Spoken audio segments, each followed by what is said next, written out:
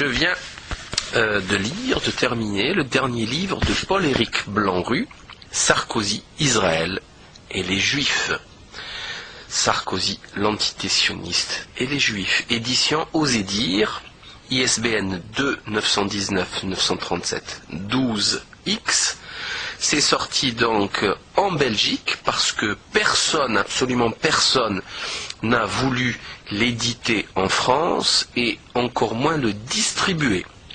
C'est une histoire assez extraordinaire, assez ahurissante, hallucinante. Je vous prendrai les superlatifs que vous voudrez. L'histoire de l'interdiction de l'omerta faite sur le livre de Blanru prouve absolument tout ce qui est dit dans ce même livre, tout simplement.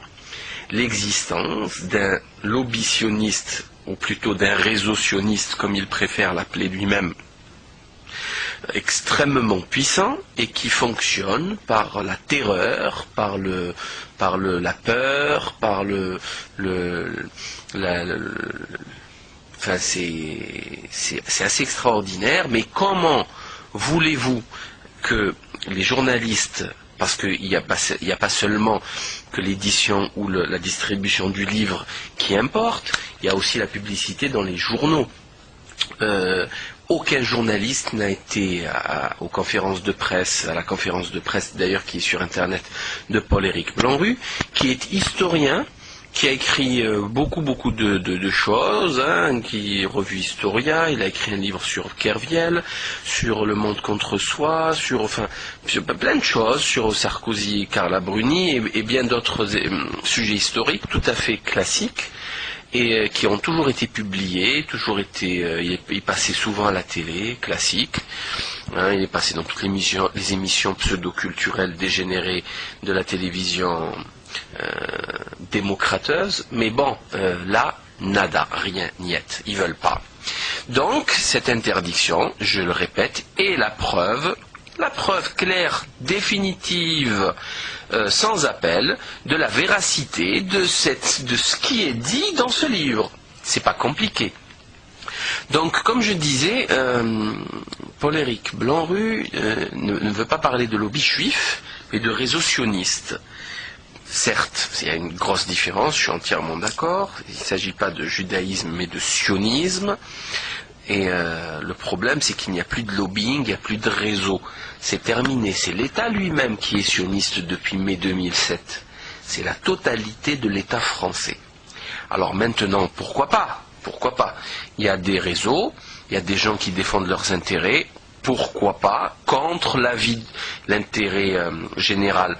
Pourquoi pas, certes, d'accord, ils font ce qu'ils veulent, on est sur Terre, on fait avec les réalités du moment et de la vie.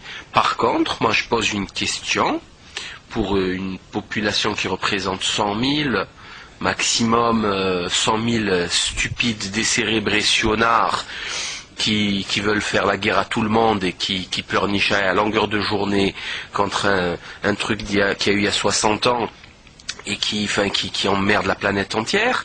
Moi, je pose une question, qu'on soit d'accord avec eux ou pas, on s'en fout. Quel est l'intérêt de la France dans cette affaire ? Quel est l'intérêt de la France dans cette affaire ? Quand un Kouchner explique que la France ira en guerre contre l'Iran, quand Sarkozy, je rappelle qu'en hongrois Sarkozy veut dire être entouré de boue, c'est dire l'entourage scélérat de ce président.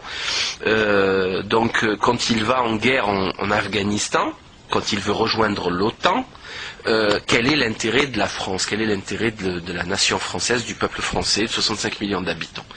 Voilà, moi je pose une question claire, nette et précise. Je crois qu'une nation ne doit poursuivre que ses intérêts, l'intérêt de son peuple et rien d'autre. Et là, je crois qu'on s'en est éloigné largement. Ce livre est plein, et bon, c'est un livre factuel. Preuve par centaines, il est inattaquable. Je crois que c'est clair, et c'est le pourquoi du blackout total de l'omerta.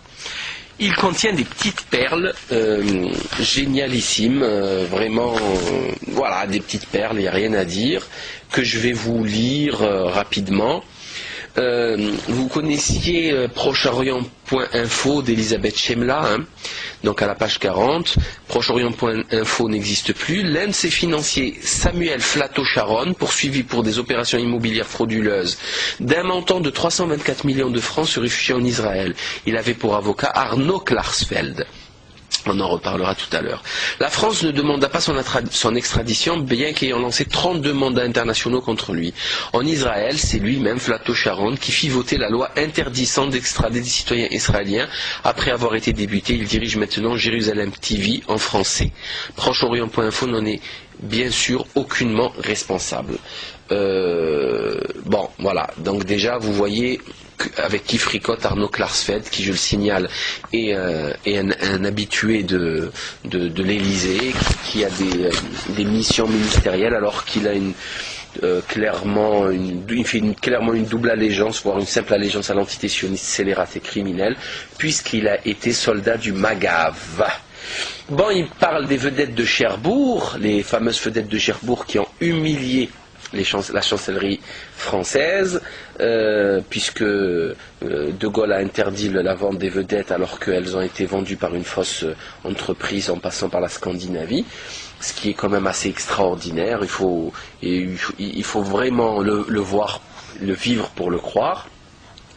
D'autres petites anecdotes. Moshe Katsav en 2006, accusé de viol sur une ancienne employée, ainsi que d'avoir accordé des grâces privilégiées à certains condamnés liés à ses amis politiques.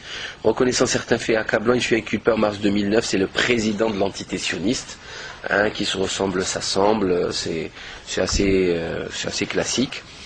Louis Schweitzer, le patron de la HALD, haute autorité de lutte contre les discriminations, etc.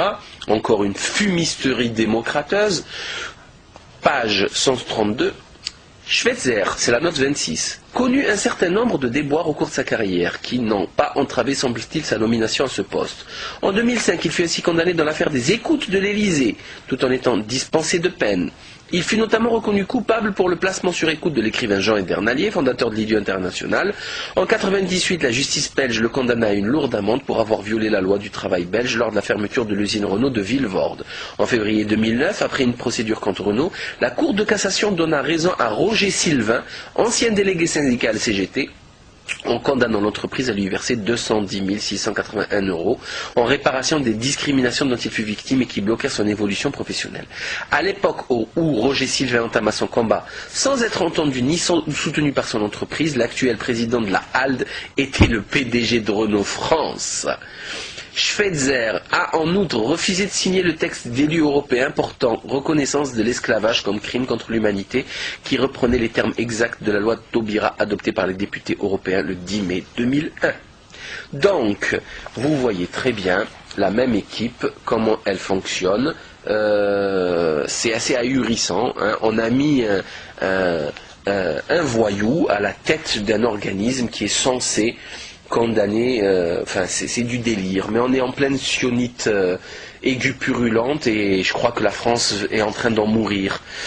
Page 137. Alors là, c'est le summum du summum. Roger sous brouillard, dîner du CRIF, Sarkozy passe à table. Marianne, 4 juillet 2008. Donc cette citation, c'est la suivante. C'est également Kuckerman qui avait déclaré: lorsque Sharon est venu en France, je lui ai dit qu'il doit absolument mettre en place un ministère de la propagande comme Goebbels. Cité donc dans Haaretz, 26 septembre 2001. Donc l'exemple de propagande, donc on fait de la propagande et non plus de l'information, pour Roger Kuckerman, c'est Goebbels. Est-ce que vous saisissez la gravité de la situation, chers amis? C'est du délire, c'est du délire total. Dernière petite perle, c'est l'affaire du Sentier, je ne sais pas si vous vous souvenez. Page 150, note 85. L'affaire du Sentier, qui a éclaté en 97, reposait sur le système de la cavalerie comme celui de Madoff.